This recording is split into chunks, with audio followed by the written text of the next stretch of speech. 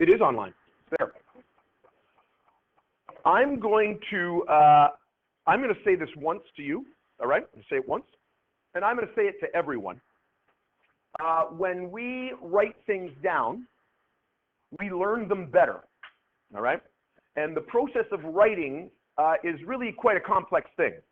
We have to see it, we have to read it, we have to think about it, and then we have to make our hand write it. It's important for learning. All of the notes that I'm going to give you in this entire course are online. They're on every day's thing. If you choose to just sit and listen and perhaps fall asleep, then you will not learn as well as someone who's written it down. They're always there. If you miss a day, it means you don't have to necessarily write out or copy somebody's notes. You could just go and get that note. But I do suggest that you write stuff down. It is an important part of the learning process. So it's up to you. All right. So this is kind of our last piece of the introductory unit. Security alert, don't give me, I don't care. Cancel. So this, the thing with my old computer, I'm never sure what it's going to do on me. So this is part of the last part of the kind of introduction. We talked about safety. Yesterday we talked about writing lab reports, all right, the way I want them written. And we talked about the scientific method. And now I'm going to talk about graphing, all right? And we're going to do some graphing practice. And I'm going to encourage that you graph using a spreadsheet, and the spreadsheet I'm going to get you to use is Google Sheets. That's why I'm still going to have you have the computers or the notebooks there, or the netbooks to get ready to go. Okay. So today's going to be about graphing, and then tomorrow we're going to do a quick little experiment, and then I'm going to give you time to work on the experiment. And that means you're going to use what I taught you yesterday about how to write a lab report, along with what I've taught you today on how to create a graph using a spreadsheet, and then you're going to write up a lab report and put the graph into it and do a nice conclusion and do an error analysis and all that good stuff, okay? So that's essentially where we're heading with this. So graphing in science. Graphing is a very important part of it. Let's talk a little bit about variables right now. Notice that this says that this is a graphing review. And that's because you have learned about graphing throughout your school career.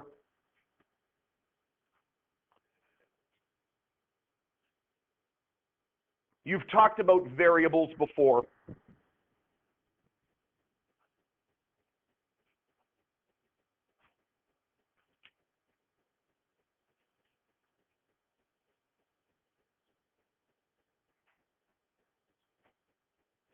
And this goes along a little bit with our hypothesis. So when you make a hypothesis, in my lab reports, I want you to also state the variables. What are the variables involved in the experiment?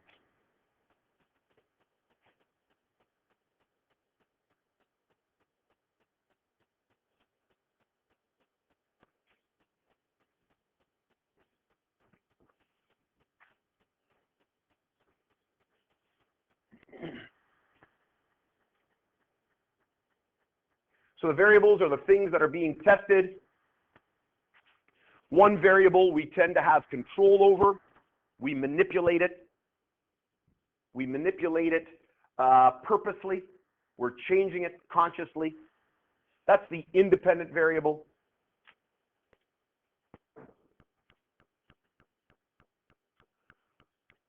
We're always looking for an effect. All right, so we've got a cause and an effect.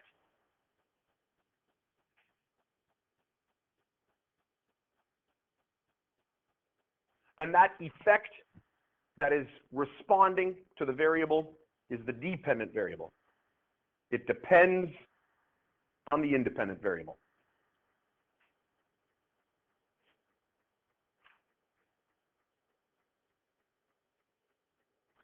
And then there are always things that we try to keep the same, so it doesn't affect our experiment. We want to make sure that we're studying only two things at a time.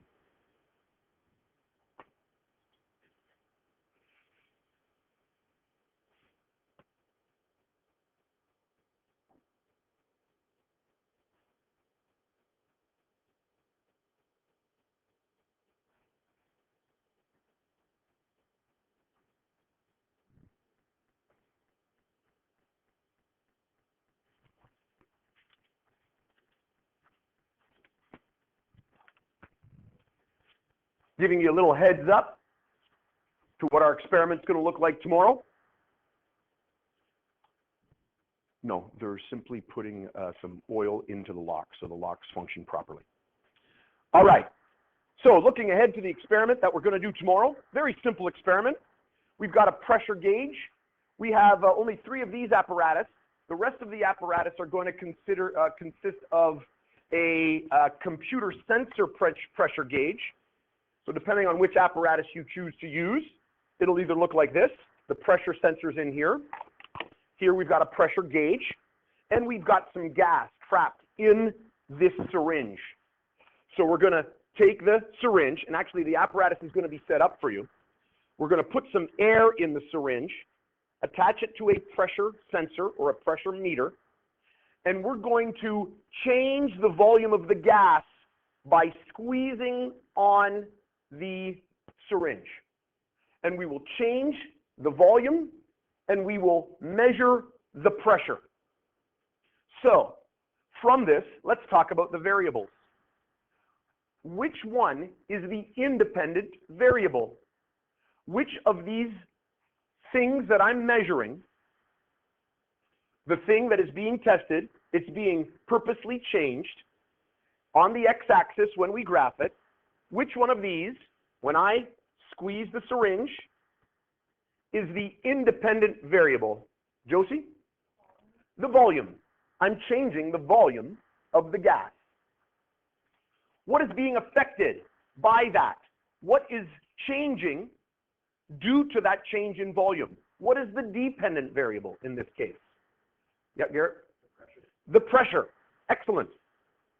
By the way, I'm giving you some answers here for tomorrow's lab. What is staying constant throughout this procedure? What is the controlled variable? What are we not changing about this thing? What are some things that are staying the same? What do you think? Yep. The amount of gas inside the syringe? Excellent. We never open it back up to let more air in or out.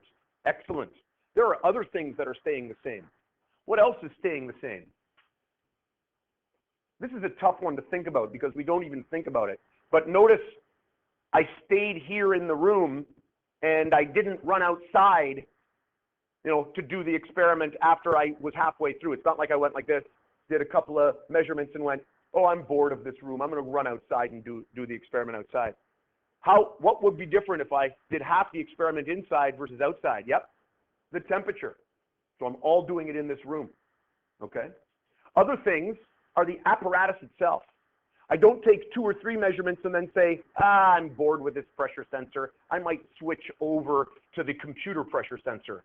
I do the complete experiment with the single set of apparatus. That's very important because each apparatus might behave slightly differently. All right, excellent. When we graph, we put the independent on the x, we put the dependent on the y. Types of graphs. Now, I'm going to get you to write down the other 2 types of graphs, but we're primarily going to be using line graphs.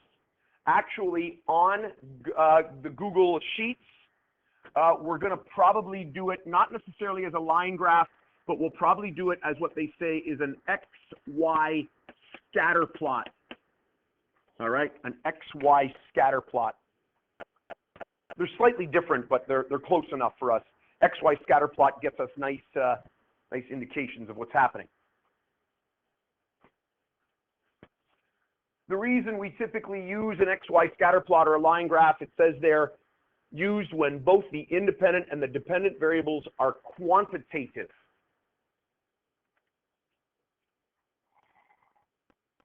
What does the term quantitative mean? If something is quantitative as opposed to qualitative, here it is down here. What does quantitative mean? If I have a quantitative piece of data, both my volume and my pressure are quantitative.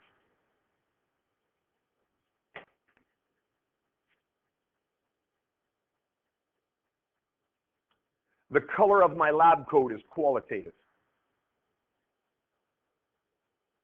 They're both property. They're all properties. Volume, pressure, color.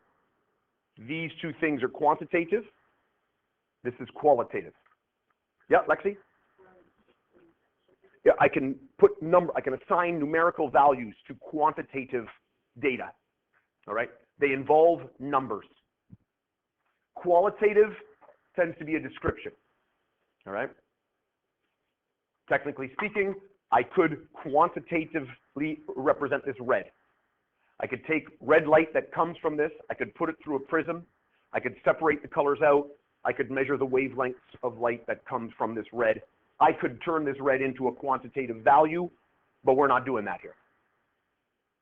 Okay?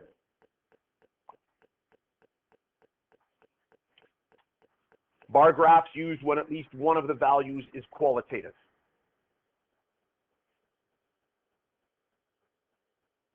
So we tend to have a description of various things and then values that go with them.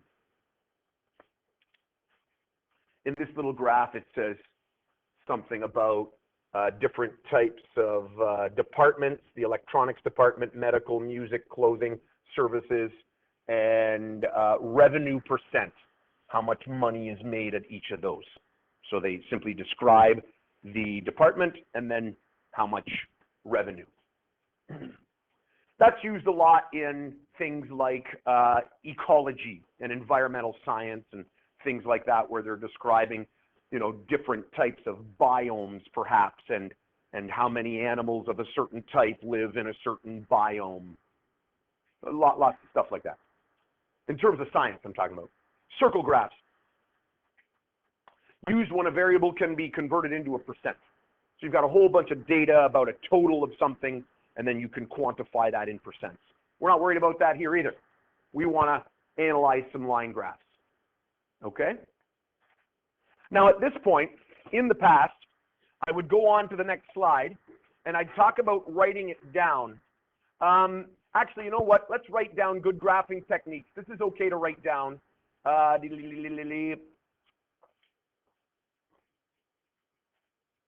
No, this is good. Write all of this stuff down. These are still good techniques.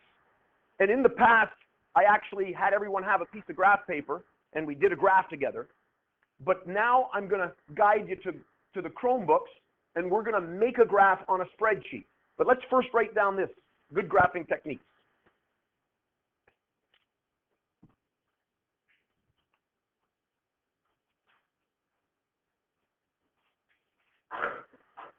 Now, once you get to the end of this, and I see some people I'm hoping those people staring at their devices are looking at my PowerPoint.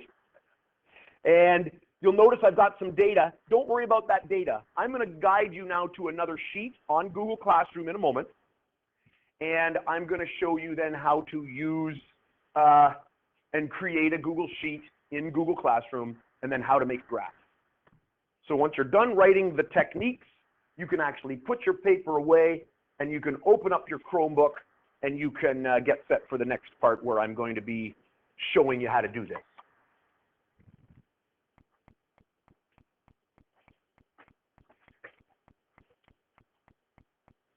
All graphs must have a title.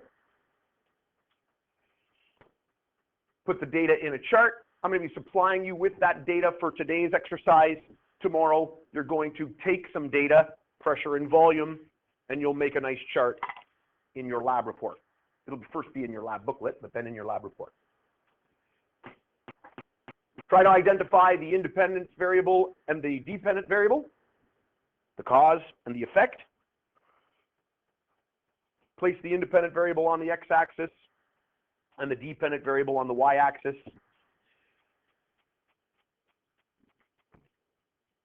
In the spreadsheet, all you have to do is make sure that the independent variable is on the left and put the dependent variable in the column on the right.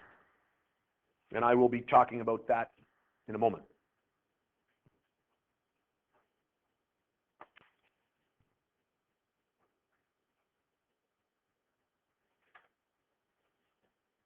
Each axis must be labeled or include units. Include units. All right? So if it's volume, make sure you have milliliters in there. If it's pressure, Depends on the pressure system you use. This device measures in millimeters of mercury. This device measures in kilopascals. 2 different pressure units. Plot the data for a line graph, draw a line of best fit, and I'm going to show you how you can put on a line of best fit, again, on the computer.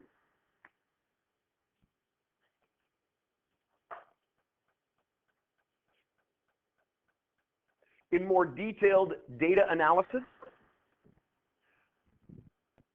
you ultimately want to get the equation of the lines. The nice thing about the computer is that it will give you the equations of the line of best fit. You don't have to fiddle around and do a bunch of math and all that stuff. It'll do it for you.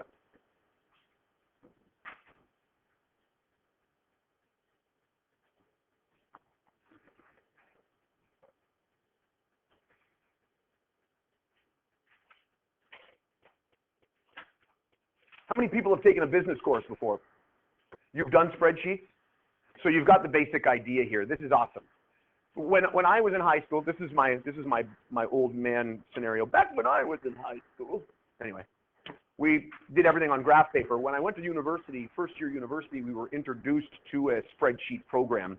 The internet had just barely begun, so you definitely weren't doing anything online like we do now. But we were introduced to spreadsheets in order to generate graphs to put into reports. It was painfully slow with the way computers were functioning back then. But yeah, they're a great tool. It's great to know how to run a spreadsheet. Okay, so at this point, you can stop writing, or well, you can finish writing. I'm going to get this computer out of the way, and I'm going to bring this guy back in. Is everybody done writing the note part? We're good to go? All right. What's that? That's it. That's the whole note for today. So I'm going to escape out of here, and I'm going to discard my writing because I'm not concerned about it. I'm going to close that down, and I'm going to close that down. And I am going to go to, let's go update. I'm going to go to my Google Classroom. Looks completely different than yours. You guys know that. And if we go down below the safety quiz, 2 down, you'll notice there's a graphing and scientific data lesson. That's today's lesson. Right now, I want you to open the graphing practice doc. So this is what we're going to do for practice. For homework, and this is going to be an assignment, you're going to make the graphs and answer questions for this particular situation here, the graphing assignment. So that's your work that you're going to do. So I'm down here under graphing practice, and I'm going to open that up, okay? Now, that's going to open up in a window, all right? What I want you to do after you've opened that window up is I want you to go back to Google Classroom, okay? And I want you guys to, in this practice, I want you to create a spreadsheet. So you should have an option to create or make a new thing within that assignment. And I want you to create a Google Sheet. All right? It's okay. Some of us are technologically a little slower than others, so I'll come here to help you here. See this here? It says create. So did you push the create? Now you got to click it. Yeah, okay. Oh, and you've created a spreadsheet already? Yeah. Nice, good. Open that spreadsheet. But it's not the practice one. No, you're right. It's blank. Correct. Because we're going to put some numbers into this spreadsheet. All right. So if we created a spreadsheet, we got a spreadsheet created. It should have your name on it and should say that it's practice, right? Does it say that as a thing? Awesome. That's good enough. Now, at this point, what I want you to do, and here I've created my spreadsheet. Let's go to the graphing practice document. Everybody's got that open? Okay, so now if I scroll down here, look at, I already made you write this stuff down, but it's right there, example right here. The following data was collected while heating a beaker of water. There's the time, there's the temperature. This is a tricky one. What's the independent variable? What did we kind of control? And what's the dependent variable? What's the thing that was affected by this particular experiment? So we heated some water, we started a stopwatch, we let it run, every so many minutes we checked the temperature. What variable is what? Yep. That is correct. Time is the independent variable. We don't control time, but we were controlling something here that dealt with time. How were we in control? Yep, Garrett. We allowed the time to elapse, and then we decided to take the temperature. The temperature was just going. We weren't deciding temperatures. We were deciding when to take the time. So the independent variable is time. All right? The dependent variable is temperature. All right. Okay? Now, let's make a graph. What we're going to do here with this, because it's already typed in, we should be able to block both of these columns. Now, blocking on the touchpad is kind of a pain, but if you can do it, that's great. You got to kind of click and drag kind of at the same time. So let's block that, and let's copy the data. Does anybody know how to copy off of a document? You guys are copy and paste geniuses. Control C, Control C. Do a Control C. You can do a right click, copy, but Control C. Then switch over to your graphing practice spreadsheet. And let's do a Control V. Control V. And mine is failing me. Oh, nope, it came. Nice. Beautiful. So you'll see how the data is now in my spreadsheet. Are we at that position? Most of us at that position? Awesome. Now we're ready to make our graph. Notice how the time is on the left and the temperature is on the right. That's a good thing, because when we make a graph, the independent variable is the one that's on the left. So I can block this data as well. Again, starting with my time and temperature. I'm not copying it this time though. I'm just blocking it. Notice I include time and temperature. It might put that in our axes for us. That means we don't have to type it in. On my computer, I got to click on more because I can't see it, but I'm looking for that icon right there. That's the chart icon. It looks like a little bar graph. Everybody find the chart icon? Okay, and when you click on it, it's going to take that data and it's going to hopefully give you a graph, and my computer runs painfully slow. All right, awesome. So again, my computer's running painfully slow. It hasn't filled this stuff in. Notice it's given us already a line graph as opposed to an XY scatter plot. You know what? This graph is a beautiful graph. This is telling me all the information I need. It's already given me a title. It's given me the temperature, the axis with the units, beautiful, and the axis with the units. It's done it for me because I put it up there. I'm going to go down to the XY scatter plot. It's not giving me any options because my computer's running phenomenally slow, so I'm not able to drag it down. Chart types. Oh, I'm going to go to chart types. You don't have to change anything. I'm just showing you some stuff. And I'm going to drag this down here, and notice it says scatter. If I click on a scatter plot, it doesn't put the lines in, but it puts all the dots. That still shows me good information. The line graph might be even better for this one to show me how the temperature is changing. It really doesn't matter for this one. So I'm going to go back up to line because I thought that looked really good. Line. Question?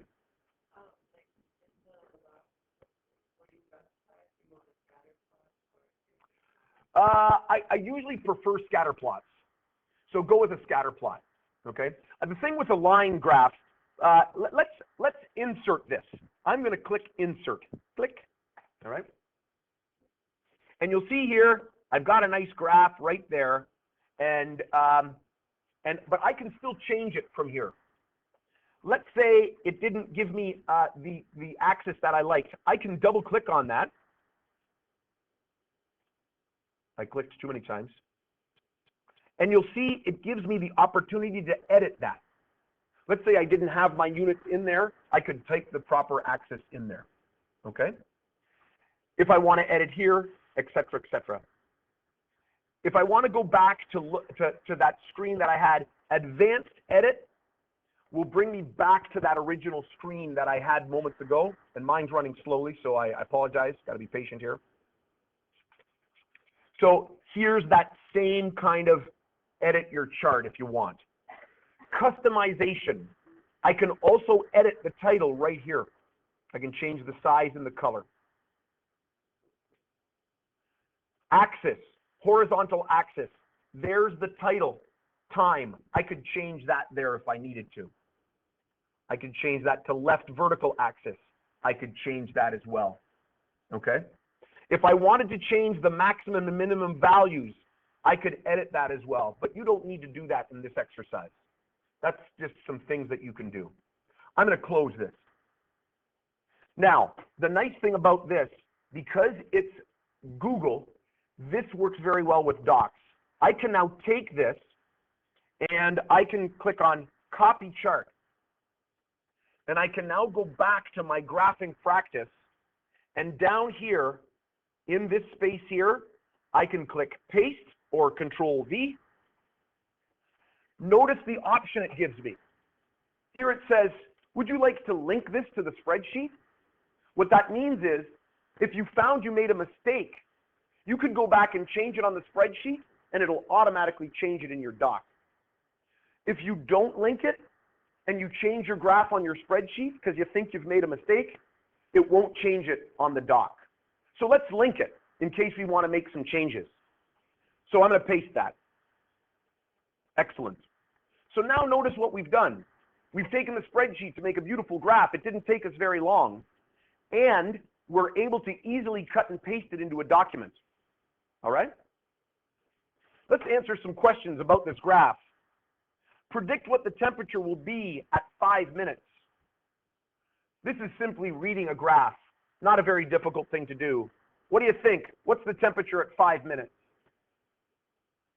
Any ideas? Who's reading the graph? 45, 25, 30, 40, about 45. About 45. That's okay with me. So in this case, 45, 45. Oh, and why is it underlined?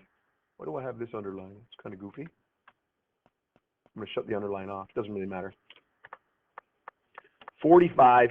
By the way, if you want degrees, if you press Control period, I think Control period gives you a superscript. I just use a little O.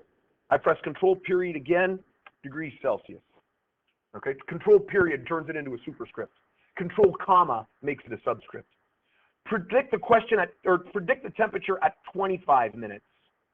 Well, notice I don't have 25 minutes, but if we were to extrapolate this, what do you think the temperature would be at 25 minutes? Still 100 degrees. 100 degrees.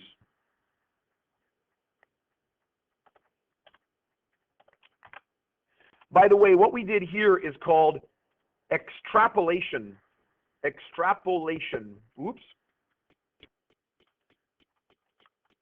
When you go beyond your data, it's called extrapolation. Does anybody know what it's called when you find a spot in between the data that you know? This first one here, we didn't have 5 minutes on our chart, but we still predicted using the graph. Does anybody know what a prediction is that exists in between data? Does anybody know what that's called? That's called interpolation. Oops, that's terrible. Interpolation. Why am I hitting that button on L? Interpolation. All right? So when you look, you have a question? Oh, you're trying to think of the French words for extrapolation and interpolation? I have no idea. I would have to use Google Translate. Let's do one more. Let's do one more. All right, so I'm going to, again, copy. Here we've got some volume versus mass data. I'm going to do a Control C. I'm going to create a new sheet to put this one in. Down here at the bottom, if I click plus, it'll give me a new page in the same sheet. All right, in the same Google Sheets. I'm going to paste. Yeah, you're struggling, I can tell by the way you're hitting that key. I'm not helping you right now. I'm gonna grab that right there. All right. I'm gonna make a chart.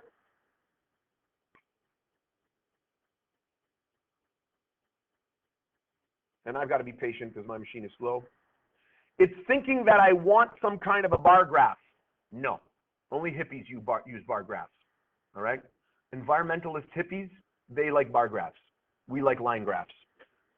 Now, here in the line graph, it's not working as well as the other one because it's putting the two separate bits of data together. So I'm going to go down to the XY scatter plot. I don't know why, but sometimes it creates beautiful line graphs, and sometimes it takes it and makes two line graphs. I don't know why. Here, if we go to the XY scatter plot, this is looking good. It's talking about how that mass is changing as we change that one, all right? But you'll notice that the axes are not there. So again, what I can do here is I can keep it, which I'm going to. I'm going to insert. I'm going to get it out of the way here.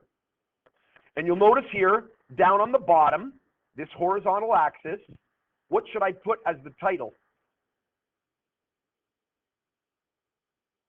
Come on, horizontal axis, edit, open up.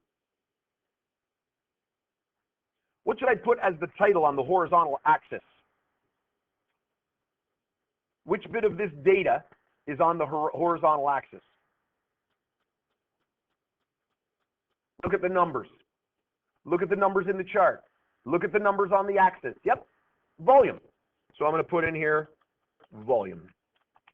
And this is in centimeters cubed, which I can't put as a superscript, I don't believe. You can try clicking it on there, that control period, but it won't work within this in this venue here. Okay, excellent. I'm going to click in this area, see if I can get that horizontal to open up. It's not going to, oh, did it do it? No. So notice I can't get the horizontal to open up. So I'm going to have to go back to advanced edit. Again, my machine is slow. You guys are going faster than me. I'm going to have to go down and look for that left vertical axis. There's horizontal, left vertical. And I can put in mass in grams. I can change the chart title. What should we call this thing?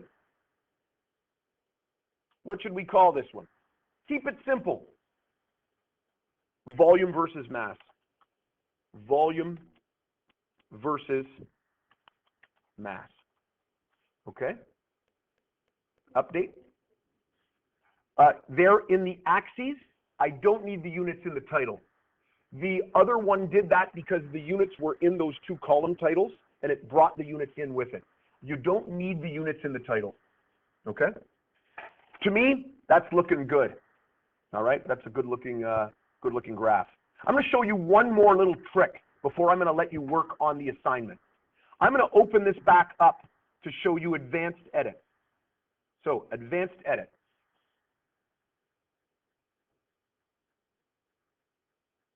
Actually, I think I can do it in here as well. I could do it on the document as well. I'm going to drag down to the bottom. Down near the bottom, it's going to say trend line. So this looks very linear, doesn't it? It's linear data. So I'm going to click on linear. And it's going to put a line in there. It puts the line of best fit. That's awesome. If I hover over top of a spot, it actually gives me the line of best fit in an y equals mx plus b form. So you can get that equation very easily. That's very handy in certain sciences. I'm not going to get you to use that in our little assignment that I'm going to give you, but that's a handy thing to be able to get an equation very quickly. So I'm going to update that and keep that.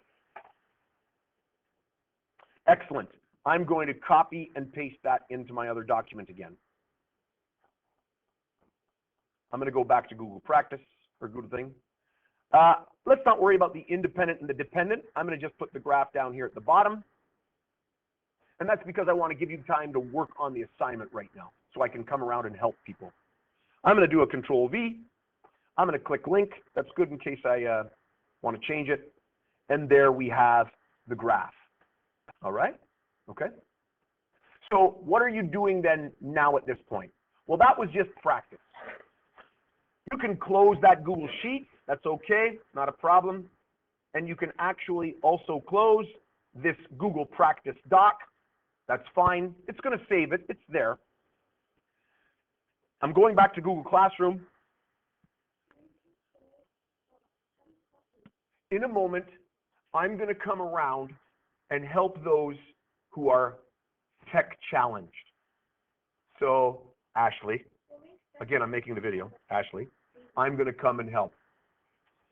So, see here where it says turn it in? There's your graphing assignment. It's just like what we were doing. You're going to need to create a Google Sheet in there, okay? And you're going to then copy, paste, make a graph, put some titles on it, answer a few questions, and that's going to be turned in. Okay, that's going to be one I'm going to mark. Is everybody clear on how we're functioning here?